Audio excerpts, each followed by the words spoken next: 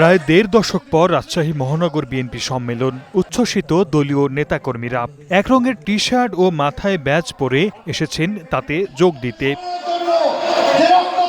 রোববার বিকেলে নগরীর ঈদগাহ এলাকায় বিএনপি ও অঙ্গ সংগঠনের নেতাকর্মীদের জমায়েত। এতে ভার্চুয়ালি যুক্ত হন দলের ভারপ্রাপ্ত চেয়ারম্যান তারেক রহমান।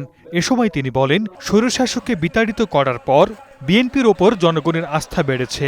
স্বৈরাচার বিতাড়িত হয়েছে, জনগণের রাজনৈতিক অধিকার ধীরে ধীরে প্রতিষ্ঠার দিকে এগিয়ে যাচ্ছে। আগামী নির্বাচনের মাধ্যমে জনগণের রাজনৈতিক অধিকার প্রতিষ্ঠার প্রথম পদক্ষেপ ইনশাল্লাহ বাস্তবায়িত হবে। আওয়ামী দুঃশাসনের নানা চিত্র তুলে ধরে তার অভিযোগ, দেশের চিকিৎসা ব্যবস্থা ভারত নির্ভর করে তুলেছিল আওয়ামী লীগ। বিএনপি ক্ষমতায় গেলে চিকিৎসক ও নার্স নিয়োগ দিয়ে তা স্বনির্ভর করা হবে।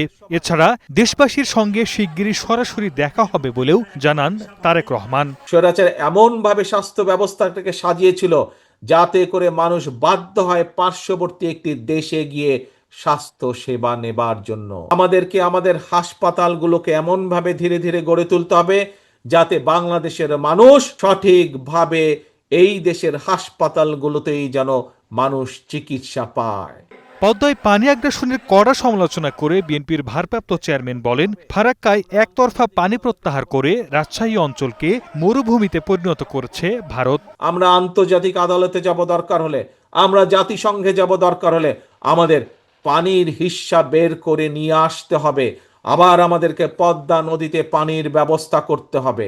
এর আগে সম্মেলনের উদ্বোধন করেন বিএনপির চেয়ারপারসনের উপদেষ্টা বীর মুক্তিযোদ্ধা আব্দুস সালাম। সভাপতিত্ব করেন রাজশাহী মহানগর বিএনপির আহ্বায়ক বীর মুক্তিযোদ্ধা এরশাদ আলী ঈশা।